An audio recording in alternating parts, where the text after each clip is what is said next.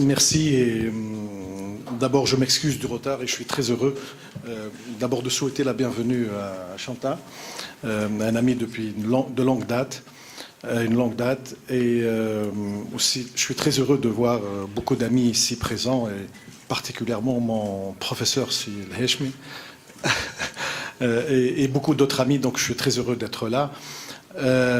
Comme j'ai dit, vraiment je suis désolé pour ce retard, il n'est pas dans mes habitudes d'arriver en retard et je risque malheureusement, tenu d'un certain nombre d'événements, de partir un peu tôt, donc vraiment c'est pas un manque d'intérêt pour cette importante réunion, mais c'est vraiment des obligations qui malheureusement ne me permettront pas de suivre surtout le débat.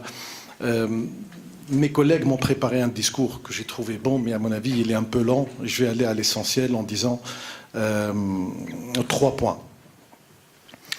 Le premier, c'est véritablement la coopération avec la Banque mondiale. La coopération avec la Banque mondiale, pour moi et pour nous tous, elle est essentielle. Comme toutes les institutions multilatérales, je vois des collègues de la BAD, du FMI et de bien d'autres institutions multilatérales. À mon avis, cette coopération est essentielle. Elle est essentielle. Beaucoup de gens pensent qu'elle est essentielle parce que elle est essentielle parce qu'elle nous ramène des ressources dont l'État, bien évidemment, a besoin, dont nous avons besoin. Je pense que ce n'est pas, c'est un intérêt important. Je pense que ce n'est pas le seul intérêt. Pardon, excusez-moi. Je pense que pour ces institutions, pour ceux qui les connaissent, ceux qui ont travaillé avec ces institutions, savent aussi qu'avec l'appui financier, elles apportent de la connaissance et du savoir. Elles apportent un knowledge qu'on ne trouve pas ailleurs et qui est, je pense, essentiel dans les expériences des pays.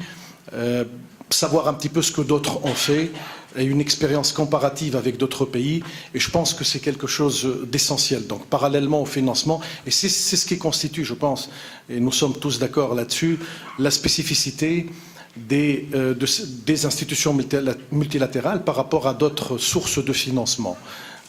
C'est cette capacité à nous faire connaître d'autres expériences, à nous faire connaître les bonnes pratiques au niveau international, qu'on mettrait beaucoup de temps, je pense, à connaître et à savoir.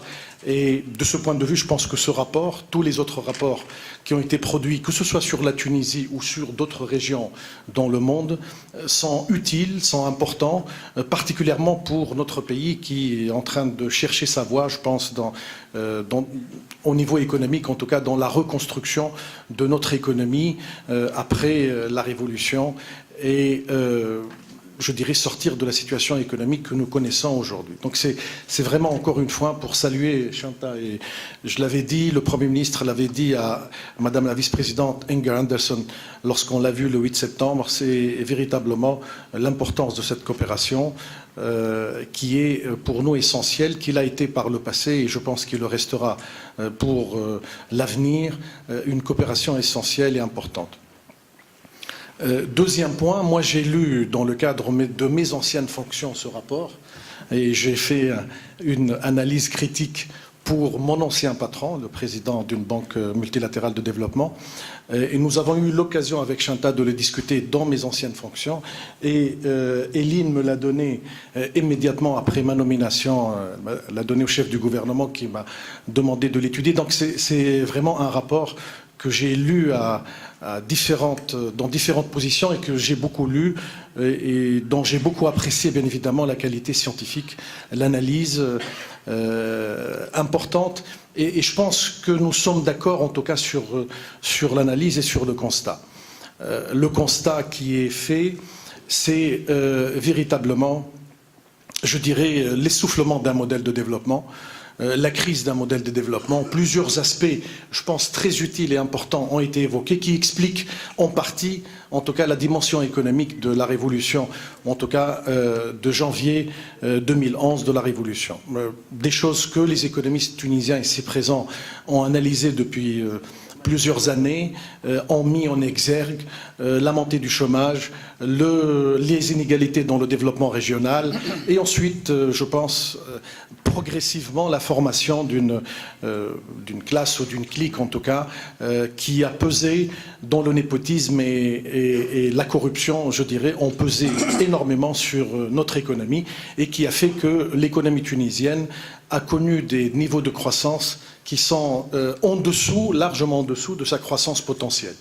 Et on l'a toujours dit, on en a discuté même depuis plusieurs années avec Chanta, c'est inadmissible que l'économie tunisienne n'ait pas été une des économies émergentes dans les années 90, c'est-à-dire qu'elle n'a pas été comme d'autres pays émergents, une croissance à 2 chiffres, au moment où véritablement l'économie globale pouvait offrir ce type d'opportunité et ouvrir cette perspective.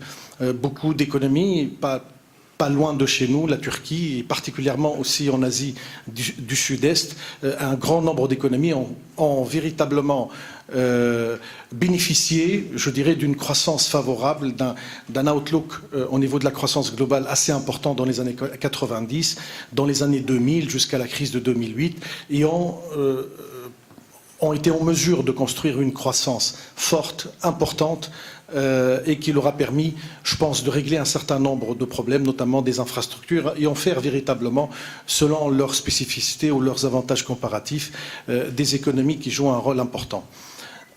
Donc là-dessus, je pense qu'il y a un accord sur l'analyse de la situation, de la contribution, je dirais, de la question économique dans les événements politiques et dans la révolution, dans l'éclatement, je pense, du régime que nous avons connu, bien évidemment, à côté d'autres questions, notamment les questions politiques, les questions des libertés, etc. Donc je pense, de ce point de vue, nous partageons l'analyse, nous partageons sur les causes, mais nous partageons également l'analyse, je pense, de la voie à tracer, qui est une voie qui passe par plusieurs éléments que vous avez évoqués, notamment d'importantes réformes essentielles dans différents secteurs, secteur bancaire, la fiscalité, la compensation, un rôle beaucoup plus important au secteur privé.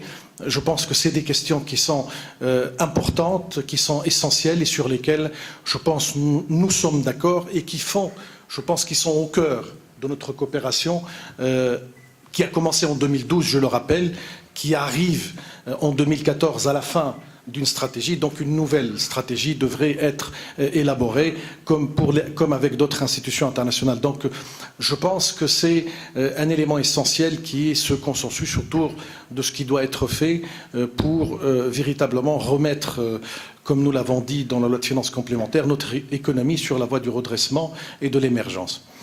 C'était mon deuxième point. Troisième point maintenant.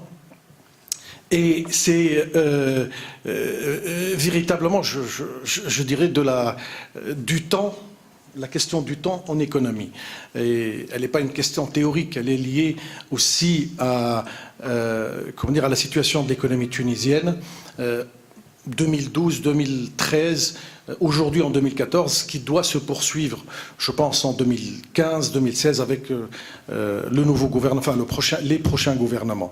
Et de ce point de vue, je pense que cette question est essentielle. C'est-à-dire que nous sommes dans le temps de l'économie qui est un temps beaucoup plus lent et beaucoup plus complexe et beaucoup plus heurté, je pense, qu'on ne peut le penser. Nous avons entamé une série de réformes.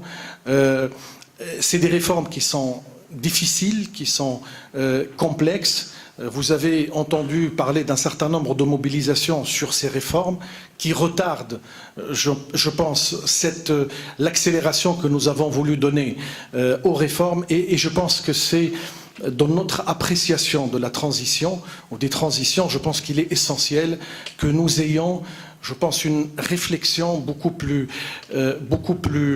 importante sur les difficultés, sur les heurts que des réformes peuvent rencontrer, qu'un redressement d'une situation économique peut rencontrer. C'est des heurts, c'est des obstacles qui sont au niveau, qui peuvent venir de l'extérieur. On connaît la situation de la Tunisie, le contexte régional, mais aussi le contexte global. Je pense que la crise en Europe n'a jamais été aussi forte, aussi marquée. Les discussions, les échanges sur la possibilité de déflation dont notre principal partenaire n'ont jamais été, les inquiétudes n'ont jamais été aussi fortes, mais également au niveau interne, je pense, il y a un cycle politique qui est beaucoup plus heurté et qui a des effets sur les questions économiques, sur un certain nombre d'engagements, comme nous l'avons, comme je l'ai expliqué moi cette semaine et la semaine dernière. C'est important que des engagements forts soient pris au niveau des réformes, donc à travers des lois, et ces lois prennent du temps à être, compte tenu d'un certain nombre d'échéanciers, à être, je dirais, votés. Et tout le monde travaille ensemble. Nous sommes, par exemple, au niveau du gouvernement, en train de travailler avec l'Assemblée pour véritablement que ces lois rentrent en jeu, mais d'autres réformes aussi, où il y a un certain nombre de résistances. Donc, je pense que c'est un petit peu ça le message, c'est-à-dire la difficulté. Lorsque nous avons fait où j'ai été invité à des rencontres sur les transitions, nous avons tous parlé de la transition de la sortie des dictatures militaires en Europe de 1974, en Espagne et en Grèce, ensuite de la sortie de la chute, après la chute du mur de Berlin pour d'autres pays européens. Nous avons parlé de la difficulté, de la complexité, même des retours en arrière, je pense, de ces réformes. Et je crois que c'est quelque chose que nous sommes en train d'expérimenter. Et je pense que si le message qui doit nous rester dans cette révolution, ou le caractère inachevé de cette révolution, c'est véritablement la lenteur du temps économique par rapport au temps politique, qui, je pense, sont des éléments essentiels. Sur le reste, je pense que c'est des questions sur lesquelles nous travaillons tous ensemble, et je suis très heureux de voir également que c'est des questions qui font l'objet, comment dire, d'un consensus assez large. Aujourd'hui en Tunisie, la question du redressement de la situation des finances publiques fait l'objet véritablement d'un consensus large. On ne peut pas gérer un pays lorsque le déficit dépasse les 5%. Ça, c'est je lisais hier soir un compte rendu sur la situation du Ghana, que tu connais bien, où on arrive à un déficit public pratiquement de 11, presque 12%, où véritablement toute la situation économique dérape et une dérive qui n'était pas loin. La dérive n'était pas loin lorsqu'on était en 2014. C'est des questions qu'on a discutées. Notre objectif, c'est de ramener ce déficit, de le maintenir en dessous de 5%. C'est des questions essentielles. La question de la réforme des subventions, c'est une question sur laquelle il y a un consensus, y compris avec le GTT, sur la nécessité de cibler un peu plus les subventions. Les questions du système bancaire, je pense, il y a également un consensus. Les questions de la réforme fiscale, il y a également une urgence d'entreprendre, ou de finir en tout cas, la réforme fiscale assez vite. Donc je pense que la période post-révolution nous a donné l'occasion de débattre librement de ces questions, d'exprimer des points de vue, des divergences aussi, mais de construire, je pense, un consensus qui a toujours guidé l'action publique en termes économiques en Tunisie. Donc sur ces quelques mots, je voulais encore une fois, Chanta, te remercier la banque, et Eline, remercier la banque pour la qualité de ce rapport. Vous souhaitez la bienvenue, on aura d'autres séances de travail. Je pense que tu as une séance cet après-midi à l'université. Je pense que c'est une excellente chose de pouvoir avoir ces échanges.